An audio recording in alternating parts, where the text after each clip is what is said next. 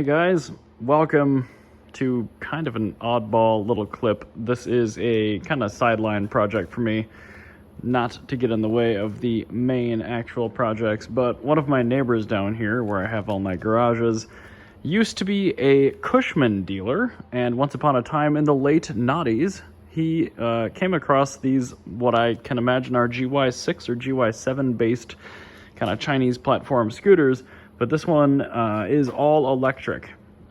He offered it to me because he saw that I constantly have my beater plugged in out there, and obviously the fact I constantly just have mechanical parts laying everywhere, he's like, this will be a good project for somebody that has at least some knowledge of electrification and mechanical aptitude. So this is a 2007 E-Vader?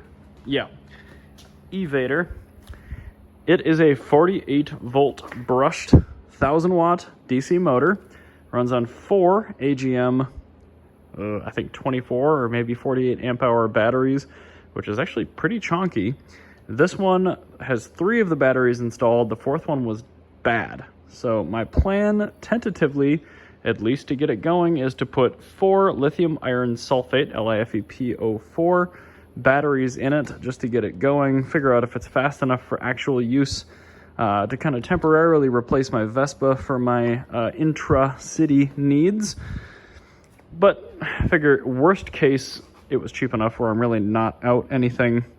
It's actually never been registered because it originally came from a dealer, and it has 25 miles on it. So anyway, pretty low miles. I do have the mirrors for it in the top case, and the tires at least aren't dry rotted, which is great news because I do actually intend to use this thing. I can't even power on the display given the fact the batteries are dead, but my plans are to get it going, and then after that, I really would like to see if I can hop it up a little bit, maybe go with one more cell, get up to 56 volts, see if I can coax a little bit more wattage out of that hub motor, because as far as I can tell, these were only really rated up to 30 miles per hour, which isn't quite enough for my use case. 35 miles an hour would be good enough. We have the Minnesota State Fair. Obviously, I'm in Minnesota, and that's an enormous event. However, parking is terrible, and I've been using my Vespa for the last 5 years to kind of just find parking spots between cars. The main reason I still own that scooter. If this could take up that duty, that would be fantastic. It is registered like a 49cc, so it does have moped plates. And what that means, at least in my state, is no insurance and no motorcycle endorsement required. I do have a full motorcycle endorsement because my Vespa is a 200cc. It's a full-blown motorcycle, but it is really nice that this does not require insurance to ride. Kind of neat. But yeah, it's in fantastic condition, like I mentioned, and if there's enough traction in this little clip, or if you guys tell me you actually want to see the parts of this project that involve the electronics, I will post them on the main channel. Other than that, I'll just throw all this stuff on Ovalbore Tech, but I'm going to at least let you know that I bought something kind of dumb, and that was a first for me for a while. So anyway, hope that wasn't just mind-numbingly boring. I will, of course, not stray away from E30 content. That's my bread and butter. But yeah, welcome to my latest super dumb purchase. I don't know. I think it's kind of cool. Well, I'm back on the E-Vader scooter, that real cheap 2008, not even yet registered, 48 volt electric scooter that I bought on a whim from a neighbor. All of the lead acid batteries were stone dead. So I grabbed 4 loaner lithium iron sulfate batteries, and I wired them in 4S1P, essentially, for 48 volts.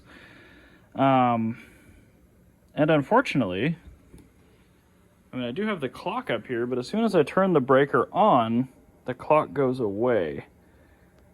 So I'm not entirely sure what's going on there. I did notice there's a little bit of rust on whatever this controller is. It doesn't have any labels on it anywhere, unfortunately. It looks like there's a big old contactor. That might honestly be the motor controller down there. I'm not entirely sure. That guy right there. Then there's also this wire, which gets clamped right here and then goes to the positive terminal on this battery, which is,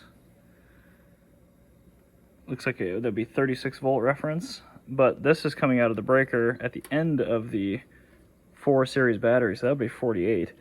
So I'm not entirely sure what is going on there.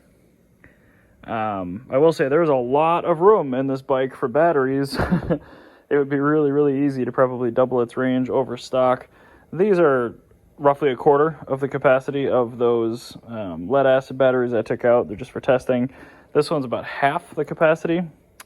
Those are 48, I think, amp hour. This is 24, and these are 12. But again, I didn't want to spend huge money if this thing didn't actually work. And I'm kind of drawing a blank right now. Everything looks okay. I've actually got the charger hooked into it, and it is registering. So that's a plus. Yeah, I'm just not sure. I don't have an owner's manual for this or anything, so exactly what's going on, I can't say. But yeah, there's quite a bit going on. It's like the output of this. Oh, interesting.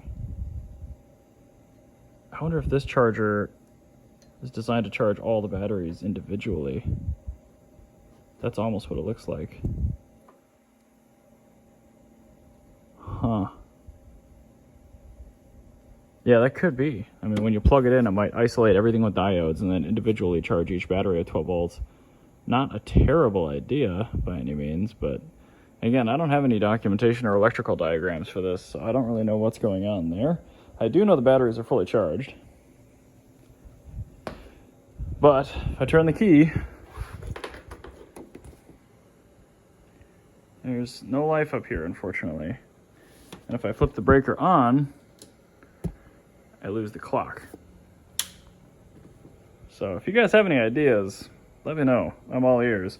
This company is still in business, but obviously this scooter is way, way obsolete. So maybe I will send them a message, see if I can get a diagram for it. But, I mean, worst case, I didn't spend that much on it. I'm sure I could get my money back, but I would like to try it.